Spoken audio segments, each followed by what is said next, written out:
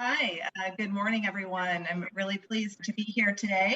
My name is Carolyn Coates. I'm with Humana, where I lead our bold goal in population health strategy. And I'm joined here today with three exceptional people who I'll introduce here in a minute, representing organizations who are all doing wonderful work around addressing health-related social needs. If looking at the title, right, there's no better time to address these needs. I think we all can really relate to that. And I was thinking about the different organizations that this panel represent and how it really is reflective of addressing health-related social needs isn't about one payer or one provider or one organization. It's about collective impact. It's about everyone. So with that, I have the pleasure of introducing, I'll tell you who we have and then ask them to say a brief hello. We'll get into some questions. This panel will go just about 45 minutes and we will have time for some questions at the end. So Dr. Phil Orovitz is with us as the Population Health Officer with Ochsner Health System. Lucy Teilheimer, Chief Strategy and Impact Officer with Meals on Wheels of America. And Andrew Parker, founder and CEO of Papa. So really a great panel. I'm excited for our conversation today. Dr. Orovitz, we'll start with you. Just want to say a quick hello and a little bit about yourself and the organization you represent. Yeah, great. Thank you. Thanks for having me this morning. I'm a family doctor by training, and as you heard, I serve as the Chief of Population here at Ochsner Health. And we are the largest integrated delivery system in the Gulf South. 40 hospitals, 2 medical schools, 1,500 employed docs, and really take care of over 900,000 people in the region. My role here really is involved in many of our population health initiatives, our value-based contracts, our integration with payers as we work in this space, and really using our tools really on the front lines for where the patients are. Wonderful, thank you. Lucy, I'll turn it to you. A little bit about yourself and your organization. Okay, thanks, Carolyn, and good morning, everybody. I'm Lucy Teilheimer. I'm the Chief Strategy and Impact Officer with Meals on Wheels America. We are the national association representing and supporting the thousands of local Meals on Wheels programs that are on the front lines every day, delivering nutrition, socialization, wellness checks, connection to community services. And our role at the national level is to advocate, to conduct research, to provide programming, to provide funding, everything and anything that will enable and support local programs to extend their reach and impact on a high need population, largely seniors, not only seniors, but largely seniors every day. Wonderful, thank you. And Andrew. Hey everyone, I'm Andrew Parker. I'm founder and CEO of Papa. Papa connects older adults to what we call Papapals, who are young and energetic companions that provide companionship, assistance, and transportation, like family on demand. We started in 2018 and I've been a long-term partner of Humana. What we do is focus on reducing loneliness and isolation and providing other positive impacts to social determinants of health. We've now since grown to over 25 states across the country, and very happy to be here today. Thank you. I mean, this is just a great panel, right? Just thinking of, again, the organizations you all represent. And all of you have been addressing health-related social needs way before COVID. And I know you've all pivoted some, obviously, and some of those practices will continue. As we look at re-entry, that's what we kind of call it, or trying to get back to some sense of new normalcy.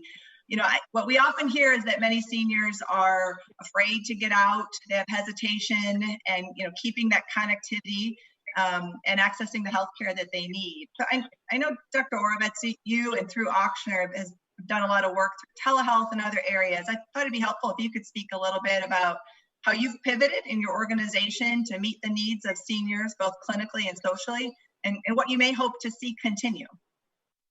Yeah, so I think first I maybe even go back before the pivot, before the COVID pivot, and really just talk about, I think we're really at an inflection point in medicine.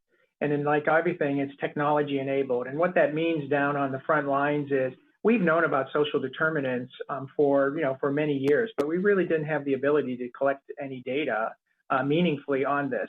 And I would tell you about 15 months ago, all EMRs, all electronic health records now enable us to screen for social determinants.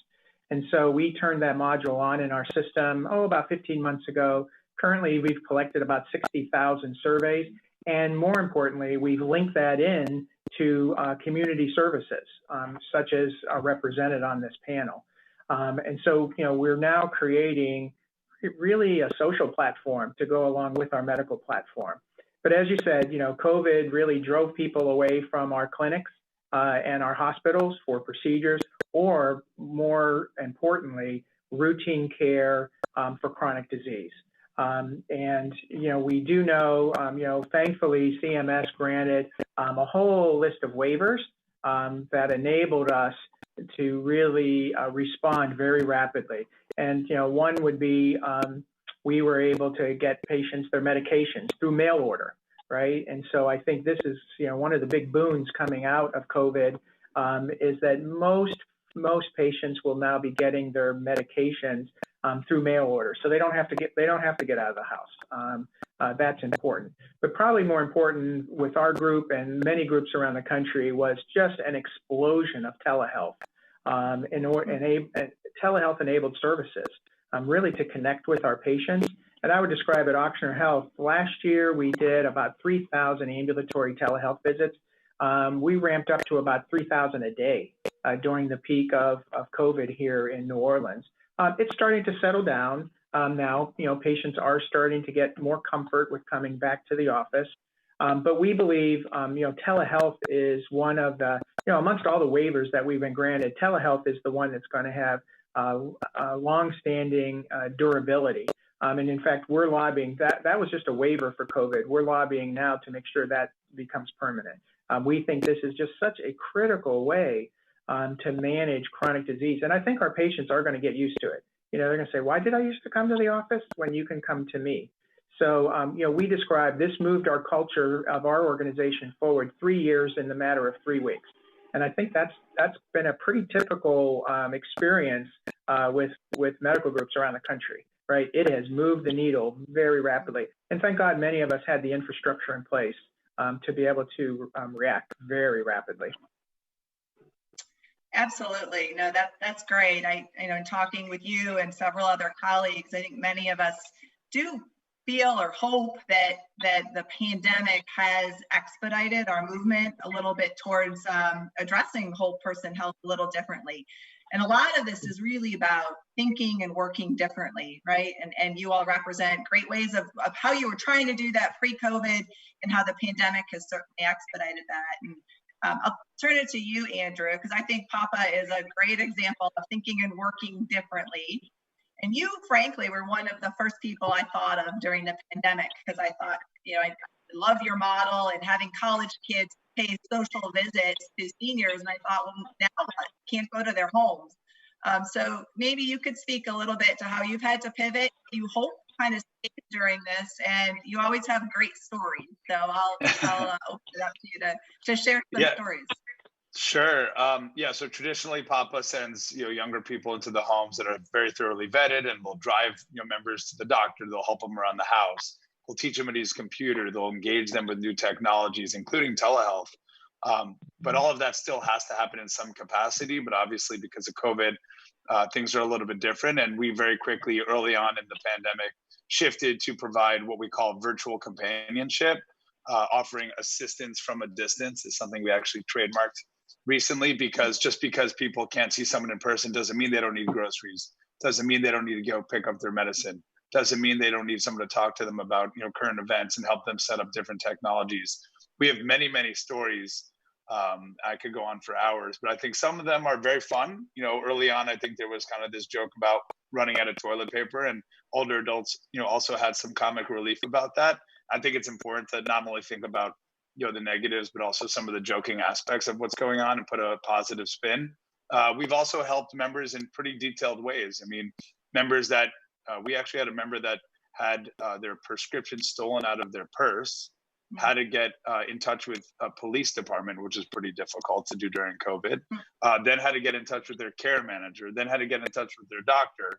And so by connecting to a Papapal, which is what we call our companions, we were able to coordinate all of that on a 45-minute phone call, while making them feel really comfortable, in a 3-way interaction, and ended up going to pick up their medicine for them once we were able to get the script rewritten. So there's so many nuances of that happening on a very frequent basis that it's pretty incredible. Members that are food insecure, that have Meals on Wheels, but weren't available or weren't aware of that program, we capture that data and we make Humana or other health plans aware of that, and then actually interact with the Meals on Wheels program in that case. And there's many examples of that. I mean, now more than ever, people are lonely. Everyone on this panel is likely technically isolated, and I think for the first time ever, all age groups could understand and have some sympathy and definitely empathy, maybe for the first time, to say, wow, loneliness isn't a big effect on people. And it's not just being lonely, it has these other downstream negative consequences, not only on their daily life, but on their health. So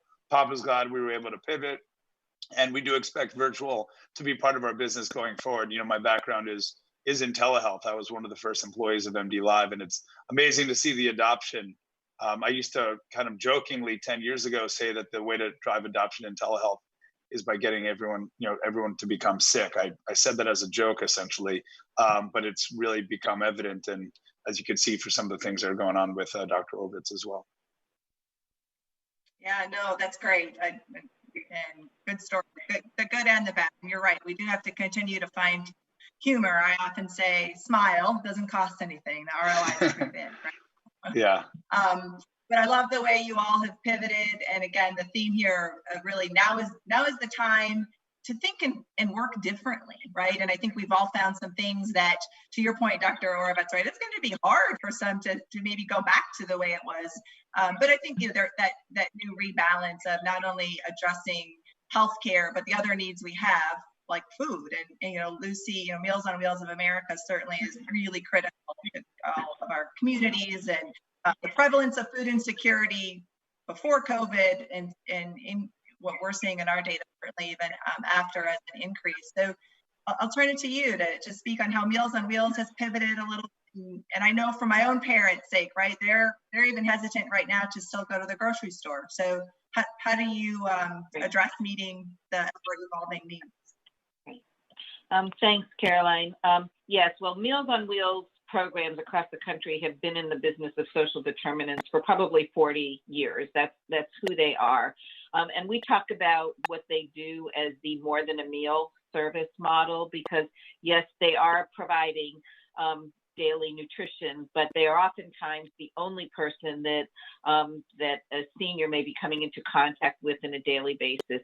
They've been in the community, they're trusted, they're invited into the home in a way that nobody else is. They also do wellness and safety checks. They remediate problems in the home to make sure that they remove fall hazards or other kinds of health hazards like mold or whatever else may be happening, or windows that don't close or lock properly, and all those kinds of things that impact safety. And they also monitoring how someone is doing over time, and they can see whether or not someone's had a change in their condition, whether that may be they don't seem as alert, or they're not. Usually they come to the door and they're well dressed, and all of a sudden they're not, and they seem a little disoriented. What's going on here? And they'll make sure that they get connected to either their primary health care physician, their primary care physician, or other services in the community to meet other needs that they may have, including things like medication adherence. Did they run out of their medications and they can't get them? So programs have been doing that, and so much more. More than half the programs are providing additional socialization programs, friendly visitor, tech-based virtual dining, other kinds of opportunities, even pet programs, because pets are an important part of companionship for seniors. Also, most Meals on Wheels programs are doing both home delivered and congregate dining, so at local senior centers. So of course, when COVID hit, overnight, all of those congregate senior center sites shut down, right? So you had all of these people who were used to getting at least some of their meals, were trying to get their meals now from home delivered. And then of course you had the general senior population who now was sheltering in place because they're the most vulnerable, right? And so now the demand for home delivered Meals on Wheels service just rose exponentially. In some cases as high as 200% overnight, the demand for Meals on Wheels services. So the programs were amazing in how they pivoted. And this was confounded by the fact that most of their volunteers who they relied heavily on were also older adults. So now they lost a lot of their volunteer corps who also had to shelter in place. So they had to bring on staff and other younger folks to volunteer, which they were able to do. So most programs are still doing daily delivery. They're doing no touch delivery. They will literally go to the door, wipe the door down, hang the meal on the doorknob, or place it on a table that's outside, knock on the door, step back 6 feet, and wait and make sure that somebody actually comes to the door to pick up the meal. They're trying to stay to do that daily. Sometimes they're doing one or two times a week. They're delivering frozen and shelf-stable meals because they're all panicked that if anybody gets diagnosed in their program amongst their staff, they're going to have to shut down, and they want to make sure that all those people have meals that will last them at least several weeks. They're augmenting their daily visits with telephone. They have armies of people who can, we even have one program where Hilton employees are doing virtual calls to seniors, so they can be anywhere, right, to make those calls to people, just to do a daily wellness check. They get trained by the programs. So it's been amazing. From our standpoint, as Meals on Wheels programs were not able to meet the need before COVID, right? Their funding was inadequate. There were already millions of people who are on waiting lists. More than half programs have waiting lists. The federal government, Congress actually authorized funding, which pushed over $750 million down for senior nutrition programs. Some of that money still hasn't gotten down to those local programs, and we're trying to understand what's happening there. We actually established a COVID response fund at Meals on Wheels America, and with tremendous generosity, including from Humana, we've now given out $20 million in grants to our local programs to help them meet this demand. So what they're doing is just amazing. We also are continuing to talk to them about how they're adapting their service models, how they think their service models may change. We're very worried about what's going to happen to them when this quote unquote initial crisis eases, because they have canceled most of their fundraisers, right? You know, they only get about a third of their funding is public monies. And so how strong are they going to be when they come out of this? How are we going to make sure that they're going to continue to meet what's likely to be an increased demand going forward? So I could keep going, obviously, but I will stop there. I think that gives you a flavor for what's happening on the ground. No, that's fabulous, Lucy. Thank you. And just you did a remarkable job of explaining kind of where you were before all of this, how you've pivoted, and hopefully some of the momentum that will keep things moving as we think, you know, these needs are not only going to increase but change. You know, and our healthcare industry, right, was really built around acute and episodic care, not really, you know, health care, if you will. And I often hear a lot of experts and others saying how we potentially are underestimating the impact of mental health around all of this, right? And you've all touched a little bit on addressing loneliness and social isolation, but kind of open it up to the panel, right? And kind of a challenging question on, you know, what are your reactions to that? Are we underestimating the downstream impacts on mental health? And in the spirit of thinking and working differently, right? What are things that we collectively can do, whether it's a hospital system, a health plan, a meal organization, or, you know, other innovative solutions? What are collective action things that we could do to address that? I'm you can't tell, Andrew, but I'm looking at you. Okay, I feel it. Take the first stab at that question, because I think it's really important as an industry for us to talk about the mental health impact. Well, there's definitely a huge mental health impact, and I think we probably don't understand the fullest capacity of it. And really, frankly, this was there before. And I think what we're talking about today is the pivoting that we've made as organizations, but not as much about the pivoting that older adults have made as individuals. And I don't think without the pandemic that they would have been so adopted to utilize things like telehealth, to utilize things like a virtual companion solution, to feel comfortable, you know, with the door drop of a food. And then now I think for the first time they're saying, you know what, I am lonely, I am isolated, I do need help, I'm okay with doing this. And so I think, yes, this will have some negative downstream impact that maybe we're not aware of exactly what that'll look like. But overall, I think this will be positive in terms of our ability to see behavior change. And we've seen it ourselves. Papa today is actually doing more visits on a daily basis than we were doing before COVID. Almost all of that is virtual. I think it really speaks volumes to the change in behavior. That same goes with, auctioneers' experience of doing 3,000 virtual telehealth visits a day, where I know that is nowhere near much further along of where they were before. And so, yes, I think there is negative aspects, obviously, but I always, as a startup founder, think of the positive ways to drive this thing forward. And, I think it's a positive thing in the behavior change. And now we'll be able to make positive changes. It won't happen overnight, but at least we'll have an ability to drive that access to those individuals.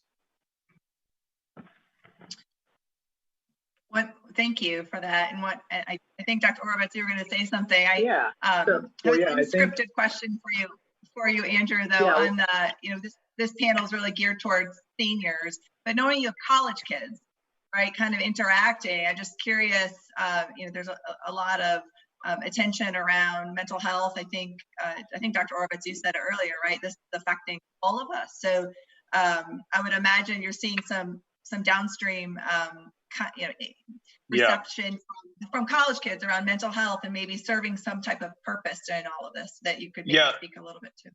Yeah, so just about 90% of our Papapals are college age students. Most of them are nursing, social work. They want to work with Humana, they want to work at Oxford, they want to work at Meals on Wheels in their future. And according to a recent study done by Cigna, the two loneliest generations are older adults. In fact, as well as college age individuals, they actually are stated to be more lonely, and I think it's for completely different reasons. And what's interesting about Papa is I think we had initially built the platform to really support older adults and thought college students would be a great network of labor to be able to do that in an efficient and high quality manner.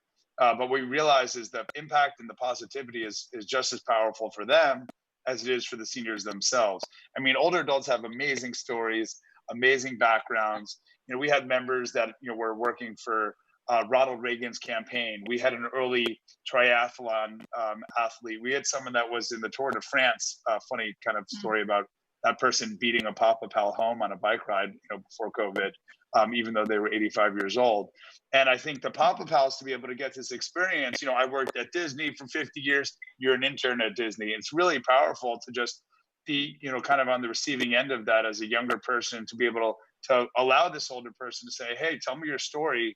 And wow, I actually get along with you maybe even better than some people my age.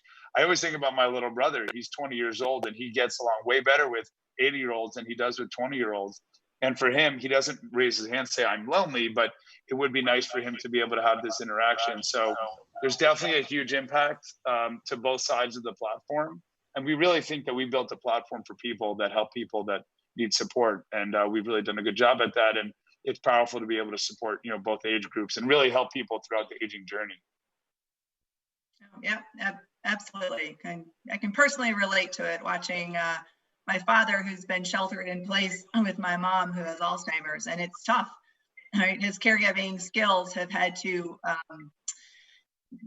change a lot over the last few months, and the impact on his mental health. But he gets some respite and moments of happiness and just interacting with other people virtually and family who many are college age. So, Dr. Orovitz, you were gonna chime in earlier. Yeah, well, I would just say I think in both cases, as you're saying, care is moving to the home, and it's just been wonderful to see. This was just a great opportunity to really demonstrate that.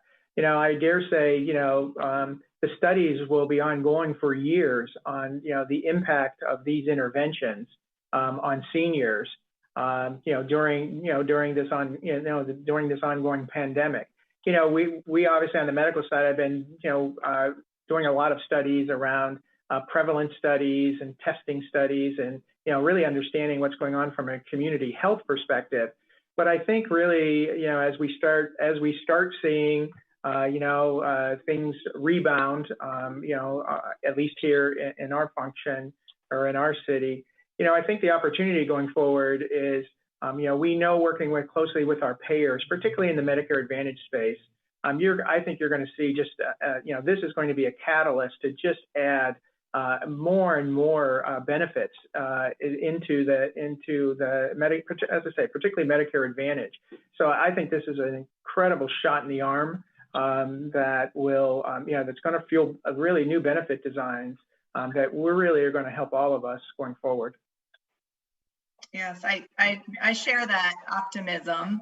If there's a silver lining in all of this, hopefully it's kind of expedited and shaved a little bit of time off of our industry's movement to rebalance social health-related social needs with some of the clinical in a holistic way. Lucy, were you going to say something that related to addressing just the mental health aspect of this? Yeah, I mean, I think that we've known for years that the impact of Meals on Wheels on an individual's sense of loneliness and isolation and ability to stay independent on the home has been strong. And we have research that demonstrates that, and we continue to try to build our evidence base. I do think one of the silver linings of COVID is that it has shed light on the issue of social isolation and loneliness. And it certainly helps us to help the world understand that while we're living with this, hopefully for a temporary period of time, seniors are living with this all the time, every day, and it's not going to go away. The question, I think, is how will this change their perceptions, the perceptions among older adults post this experience, and how will we respond? So we're getting ready to do some research to understand when the congregate and sites can open up again, will people actually come out to them, right? Will people start engaging in their community? How fearful are they? Are people who never were getting home delivered services before now coming to really rely on them and not want to let them go, right? And what's going to be the implications for the service network? I mean, we partnered with Humana, who has a terrific appreciation for the importance of addressing isolation and loneliness. And I think as a nation, at the end of the day, people need human touch, right? And if it's at all possible, you would like that human touch to be in person, right? So the question, virtual and tech is absolutely essential. And we've done a number of pilot studies trying to see how challenging will it be to get people who've never been tech savvy to use a device in a simple way, right? And be able to engage. So the question is, how do we get as much in-person contact as possible for people and still leverage the virtual and the technology to help them connect and be engaged and take part in activities and connect with family and friends. So I think we're doing a lot of research, doing a lot of program design to understand where are seniors today and where are they likely to be in the future, and what does that mean for how we serve them, and quite frankly, how we build our partnerships with healthcare so that we can work together to support those kinds of services, which typically are not widely covered or supported right. in the nation's infrastructure. Right. Yeah, no, the personal touch, I'm glad you brought that up, because we are also seeing, as Dr. Gorovets mentioned, a significant increase in telehealth. And I think that will continue. However, there is a balance, right? That not everything can be done telehealth-wise, not everything can be done virtually. And, even Papa, right, looking at your model, at some point, there's going to have to be a rebalancing of that. So I would challenge all of us and our respective organizations and those listening to use this experience as a way to continue to challenge how we think and work differently. I think we went from one extreme to another, and finding that new normal and that balance will be critical, and constantly staying in touch with what individuals need for their healthcare, and that what they need today will be different than tomorrow, and continuing to meet them where they are. We're coming up on about 15 minutes, and I want to leave time for questions, but I don't want to ignore another compounding factor that we're all experiencing right in the last few weeks, just the civil unrest. And speaking of mental health, and even compounding effects of feeling socially isolated, if you will. And often where someone's zip code is a further impediment to healthcare. And so layering that on, again, the theme of this really is now is the time to address health-related social needs. So we've all been doing a lot of work around food insecurity and social isolation and loneliness. And we're seeing the impact of that work, but we've got some big headwinds, right? And so kind of putting a health equity lens on some of this work and looking to each of you and your organizations, I'm sure you all have thought about that to some extent. And how does this civil unrest and magnification of racial health disparity affect what you have been doing and where you may be focusing as you continue to evolve? Yeah, I'll start. So I think for us, we have members of varying backgrounds in many, many cities and states. And what's interesting about it is the Papapals become essentially a trusted friend and companion, like maybe more so than any other organization in healthcare, which allows us to really build a relationship with these members and talk about some of these issues that are obviously affecting us across the country in a way that generally isn't so positive as we'd like. And it's also interesting because you have an older generation talking to a much younger generation that maybe even views the world way different. And we do our best to not only talk about these things in an open way, but do it to make sure that people understand that we're here to support them. We've heard calls of members that are scared about going outside of their home because of the color of their skin. And the Papapal that understands that because they come from similar backgrounds or varying backgrounds, and then they talk about how maybe they could be better to each other. And so I think it's really important for us to be open about that, both internally and externally. 50% of my team come from different races, and I think it's important to not pretend that this isn't happening, but really be open about the topic at hand. And it's very interesting too, because we do have some members that are a little bit old school and have this maybe wrong way of thinking, and the Papapals help them to think about this in a new way, in a new light. And it's actually been pretty amazing. Some of the stories we have about mindsets changing, viewpoints changing, to be more aligned with what's really proper, and to be more welcoming and loving and caring. At the end of the day, Papa is a healthcare organization, but really we're a people organization, and we should be able to respect everyone. So I think that's really important for me as the founder of Papa, both internally and externally. Well said, Andrew. Thank you. Yeah, and I would say, we certainly know, COVID has, again, just shone a light on, the geographic disparities and the inequities that we know have been existing for years. And, our community, we have a lot of community commitments. It's building schools in the community. It's starting training programs in the community. It's sponsoring farmers markets in communities. We know there are access to fundamental services, including healthcare services. And so we're sponsoring health centers now in underserved areas or, equity prone areas. So I think that's going to be ongoing. I think it really, as I say, it just like COVID has kind of shone a light on some of this, all this racial unrest has really highlighted that, right? And again, I think it's going to be a catalyst. We'll see what comes out, but it's going to accelerate really our commitment as an organization to do more in the communities we serve. Thank you. Thank you for sharing that. All right, and I can say from a Meals on Wheels perspective, the clients of Meals on Wheels programs are disproportionately lower income, people of color.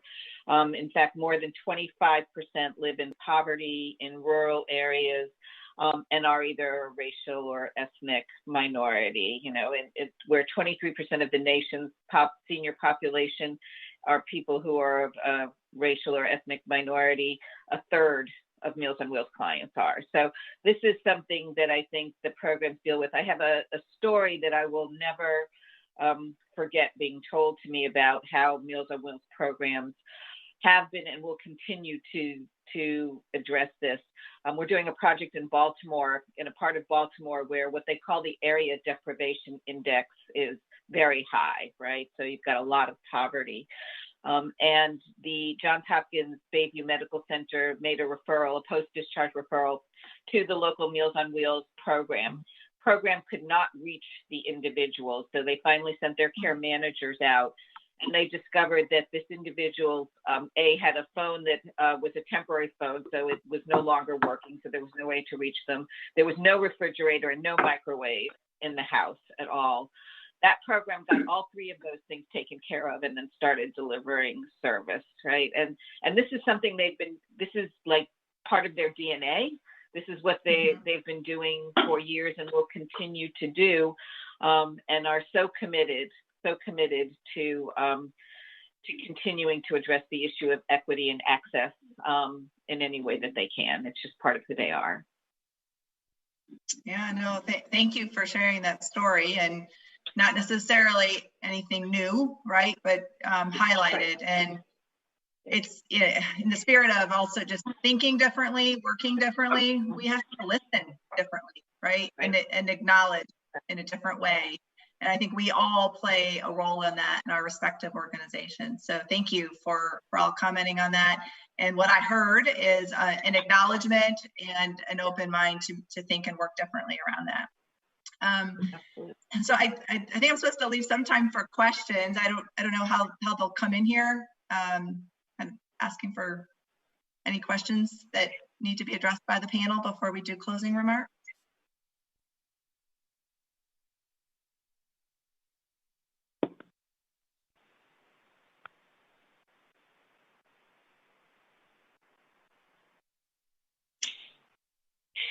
Okay, I did not. So yeah, my understanding is there may be questions coming in which case we're happy to take those and address those offline or separately. I know all the panelists are willing to address questions, and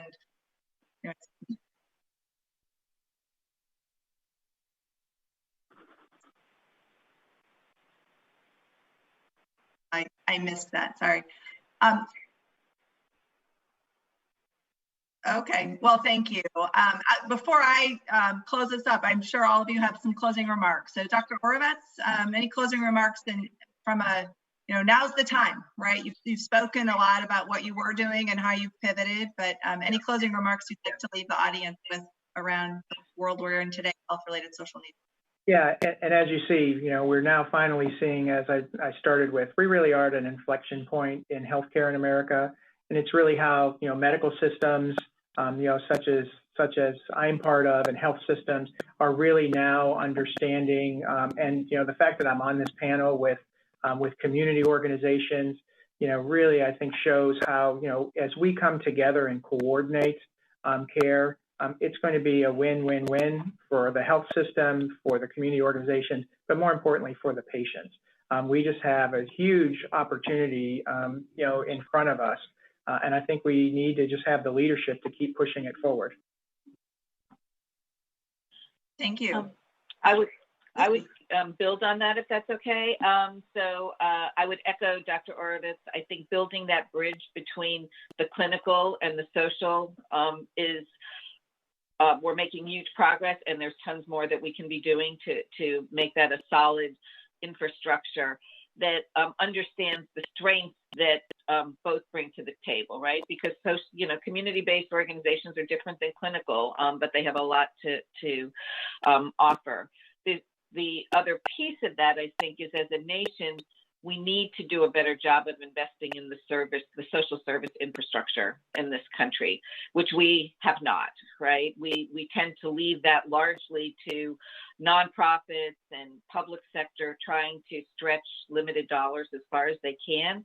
And I think with this greater understanding of how social determinants impact both physical and mental well-being, we have an opportunity to make sure that we're putting resources where they can best meet the need that an individual has in a way that makes the most sense.